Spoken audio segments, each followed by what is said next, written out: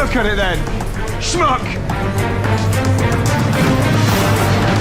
Jerk.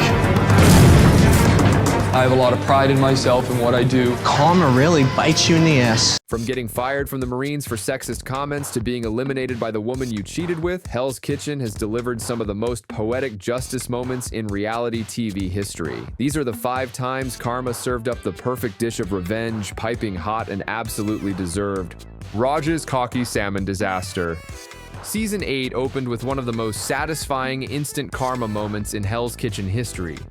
Raj, a chef who radiated overconfidence, strutted into the competition absolutely certain of his abilities. Personally cooked thousands and thousands and thousands of pieces of salmon in my life.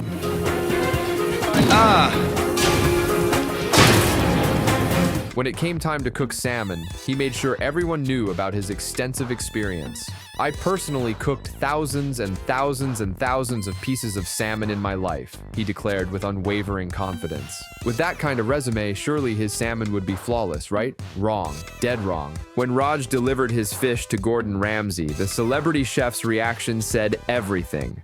The salmon was raw. Completely, utterly raw.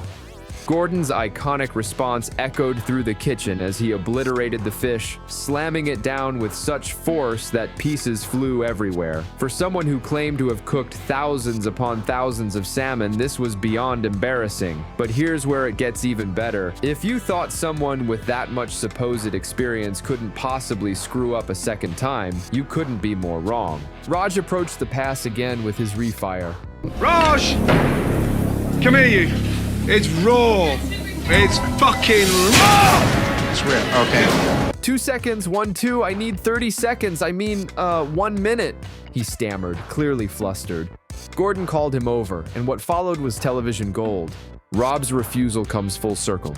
But Raj wasn't the only Season 8 chef who learned the hard way that what goes around comes around. Rob McHugh's karma moment stands as one of the most satisfying examples of instant justice in the show's history. During episode 2's service, Curtis was visibly struggling with the sushi station. The pressure was mounting, orders were backing up, and Curtis desperately needed help. Rob, standing just feet away, had the skills and the opportunity to step in and be a team player. Instead, he made a calculated decision that would come back to haunt him in spectacular fashion. You know, I could slide over and help, but that's not my problem. Let him sink. You know I could slide over and help, but that's not my problem. Let him sink, Rob coldly stated in his confessional, watching his teammate drown without lifting a finger. It was the antithesis of teamwork, a deliberate choice to let a fellow chef fail rather than contribute to the team's success. It's not good enough for me. It's not good enough for me. I need it all day on chicken. Tell me what I need. Just a Wellington, right? Rob's philosophy seemed clear, every man for himself, but Hell's Kitchen has a funny way of teaching lessons about teamwork, and Rob's education was about to begin. Fast forward to episode 8's service. Rob found himself on the garnish station, and things were spiraling out of control. Orders were piling up, the pressure was crushing, and Rob couldn't keep track of what needed to go out. He desperately called out to his teammates for help, his voice growing more frantic with each unanswered plea. Need an all day on Wellingtons, I need an all day on chicken. Tell me what I need. Just a Wellington, right? He begged. But Russell, his teammate, had clearly taken notes from Rob's earlier behavior. Russell just wasn't answering me, man. He was not communicating with me. No one's helping me here. I can't get every entree in my head. Someone help me, Rob desperately confessed. Andrew's double dose of karma. While Rob learned not to abandon teammates, Season 16's Andrew Pierce learned an even harder lesson about burning bridges when karma struck him not once, but twice in a single episode. Andrew's downfall is one of the most dramatically satisfying eliminations in Hell's Kitchen history, precisely because of how spectacularly his own actions orchestrated his demise. I get married in a couple months, so it's probably not going to be a strong relationship. You love my dog? Huh? Oh, not right now. Do you think you're going to be here longer than him? It's my mission. Well, guess what? Mission unsuccessful. Yeah, go back in your rat's nest, Splinter. Andrew walked into Hell's Kitchen with a secret. He was engaged to be married in just a couple of months. I get married in a couple months, so it's probably not going to be a strong relationship. he admitted on camera. Despite this impending wedding, Andrew began an affair with his teammate Heather Williams. Their relationship played out on national television, with intimate moments captured for millions to see. But Andrew's problematic behavior didn't stop at infidelity. He was also openly bullying another teammate, Kimberly, constantly dismissing her skills and mocking her abilities. Kimberly's filet or Andrew's New York strip? It was Kimberly's filet, chef. She says Kim. What the fuck? Both Andrew and Kimberly prepared their best dishes, pouring everything into this make-or-break moment. The 4 black jacket holders tasted both dishes without knowing who prepared which one. When Heather tasted the 2 dishes, she chose Kimberly's filet over Andrew's New York strip. She had no idea in that moment that she was voting against the man she'd been involved with. The irony was already delicious, but it got even better. The votes came back tied, 2 for Andrew and 2 for Kimberly. Gordon Ramsay held the deciding vote, and in a moment that surely felt like slow motion for Andrew, Gordon chose Kimberly. The revelation scene was television perfection. When Gordon announced which dish Heather had chosen, Andrew's face fell. Kim? What the fuck? He muttered in disbelief. The teammate he'd bullied had beaten him head-to-head in a cook-off, while his affair partner had unknowingly sealed his fate with her vote. Karma had struck twice, and both blows hit with devastating accuracy. Andrew walked out of Hell's Kitchen having lost everything: his chance at the competition, his reputation, and quite possibly his engagement. Matt's perfect revenge against Ben. If Andrew's downfall was satisfying, Matt Siegel's revenge story from season 4 is downright legendary. Matt spent his early weeks in Hell's Kitchen being relentlessly bullied and belittled by his blue team teammates, particularly Ben Kaler. The blue team used Matt as their scapegoat for every failure, constantly pushing him out of his station and blaming him when things went wrong. Chef, I should stay in Hell's Kitchen because I was pushed and bullied off my station tonight, while other members of my team is hiding behind one person. Who pushed off your section? Bobby pushed me off my section. You hid behind Bobby. Ben hides behind Bobby, not me. He took over your section. After enduring this treatment for weeks, Matt finally reached his breaking point and decided to fight back in the most public way possible. During an elimination ceremony, Matt did something bold. Chef, I should stay in Hell's Kitchen because I was pushed and bullied off my station tonight while other members of my team is hiding behind one person. Bobby pushed me off my section. Ben hides behind Barbie, not me, Matt declared, calling out his tormentors in front of everyone. Then he made an even bolder move, requesting something unprecedented. I guarantee you, if you put me on the red team, you'll see the failure in the blue team. Gordon, intrigued by Matt's audacity, asked, "You want to cook with the girls?" Matt's response showed his desperation and determination. "I have no shame of working with women in the kitchen, chef." I'm not on the team anymore to fucking blame. Who you gonna pick on next? Lou Ross again? You're gonna put him up there. I went into that final challenge with Maddie, and you know, I was pretty psyched. Like Maddie's actually fucking competition anyway. Gordon allowed the switch, but the blue team wasn't about to let Matt leave quietly. As far as I'm concerned, Maddie's a little bitch anyway, so let him go over there with them. They don't even know what they just inherited, one teammate sneered. Ben cranked up the hostility even higher, confronting Matt in the dorms. Nice. Thank Best you. results of the night. Thank you, Chef. Yeah, fuck the thank you. Let's go. That's delicious then. It's the best feeling I ever had in my life. I want to hug the man. You're one of the most fucking saddest I've ever met in a fucking kitchen. It takes a little time. I can't get used to this. Sounds like a fucking weirdo on Dr. Phil. I'm about to snap with you. Damn, Matt, you quit yourself out up there, huh? You sold me out. You put me out there, right? You put me out there to dry. So the fucking truth came out, right? So fuck you, man. Matt wasn't backing down. You think you're fucking great? Your shit came back, Roar. Let's see how you do now. I'm not on the team anymore to fucking blame. Who you gonna pick on next?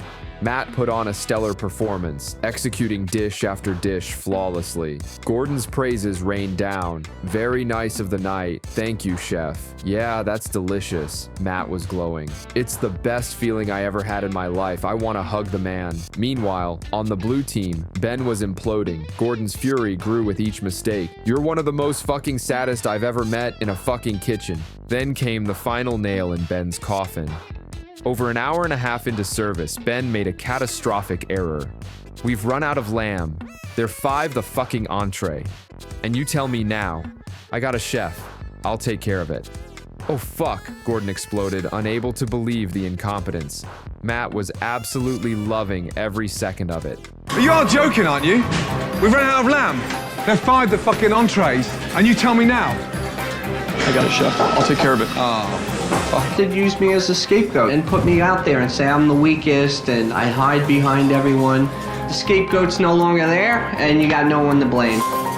Can't cook, buddy. Despite Ben trying to nominate Lou Ross as his new scapegoat, Gordon had seen enough. Ben, take off your jacket and leave Hell's Kitchen. Matt had predicted it, delivered on his promises, and watched his biggest bully get eliminated on the same night he had his best service. The revenge was complete, perfect, and absolutely satisfying. Now look at it then! Schmuck! Jerk! I have a lot of pride in myself and what I do. Karma really bites you in the ass. Stop it! Switch it off. You're not sending any more shit out of here. You sent enough. Take it easy. You deserve it. You've had a hard night. Are we done? Because if we're not, I'm going to complete my station tonight, chef. Shut it down! Turn it off! You dick! Stop it! Frank's real-world consequences. While all these karma moments were satisfying, Season 15's Frank Kala experienced something none of the others did. Karma that followed him out of Hell's Kitchen and into his real life, costing him his career. Frank's behavior toward women throughout Season 15 was consistently hostile and degrading. He couldn't handle losing to women, struggled to admit when female chefs outperformed him, and made his contempt crystal clear at every opportunity. His treatment of teammate Manda reached particularly cruel levels. In episode 8, when Manda injured her back and struggled through the punishment, Frank showed zero sympathy. Manda's up there been in the truck organizing while the men are carrying the ice and the wine to the kitchen. A perfect example. I fucking can't stand working with women. She's pathetic. Ashley, congratulations. 1 point to the red team. Good job. She only won because I lost. That's not a winner. That's not a winner. Manda's up there, in the truck, organizing, while, the men are carrying the ice and the wine to the kitchen. A perfect example why I fucking can't stand working with women. Later that episode, when Manda's back injury affected her performance during service, Frank was even more ruthless. You already showed that you were weak, Amanda. You really don't deserve my help. You need to fail. I wouldn't even waste my time destroying you if you were my Marine. I'd just fucking send you home. Frank was eliminated in episode 12, but being the kind of person he was, he couldn't leave without a parting message. His exit interview became infamous. The blue team never had any drama until the females came aboard. And that's when the ship sunk. And that's exactly why I get fucking female Marines and I send them back wherever the fuck they came from. In Frank's mind, he was probably just venting his frustrations. He had no idea he just detonated a bomb that would explode his military career. Already showed that you were weak, Amanda. You really don't deserve my help. You need to fail. I wouldn't even waste my time destroying you if you were my Marine. I'd just fucking send you home. The blue team never had any drama until the females came aboard, and that's when the ship sunk. And that's exactly why I get fucking female Marines and I send them back wherever the fuck they came from. When the episode aired, the internet erupted. Fans were outraged, sharing clips of Frank's misogynistic behavior across social media. Comments flooded in. You would think Frank's entire family was murdered by a woman with the way he talks, another viewer wrote. I have such tremendous appreciation for Frank. He single-handedly proved even cowards can become Marines. The backlash spread like wildfire, and it didn't take long before the Marine Corps itself caught wind of their chef's behavior. Frank served as the executive chef at the home of the commandants, a prestigious position representing the Marine Corps. His comments on national television were the complete opposite of the values the Marines stood for. The Corps conducted a review and made their decision. Frank Kala was no longer fit to represent their institution. He was removed from his position and reassigned, effectively ending his prestigious career as the commandant's chef. To make his downfall even more satisfying, Frank was forced to post a public apology video. But watching the video, it was clear Frank wasn't actually sorry. He was sorry he got caught. I want to apologize for my comments made shortly after my elimination on Hell's Kitchen Friday night. I have nothing but the utmost respect for my fellow Marines regardless of gender, he monotoned, looking completely unapologetic. The damage was done. Frank walked into Hell's Kitchen as a respected Marine chef and walked out unemployed, disgraced, and a cautionary tale about how toxic behavior has real-world consequences. The sweet taste of justice. These 5 karma moments remind us why Hell's Kitchen remains compelling television. It's not just about the cooking, it's about character, consequences, and the satisfying reality that actions have repercussions. Raj's overconfidence was humbled by raw salmon. Rob's refusal to help was repaid with abandonment. Andrew's affair and bullying orchestrated his own elimination. Matt's patience delivered the perfect revenge, and Frank's sexism cost him his career. In Gordon Ramsay's kitchen, karma doesn't just knock. It kicks down the door, smashes your salmon, and eliminates you in the most poetic way possible.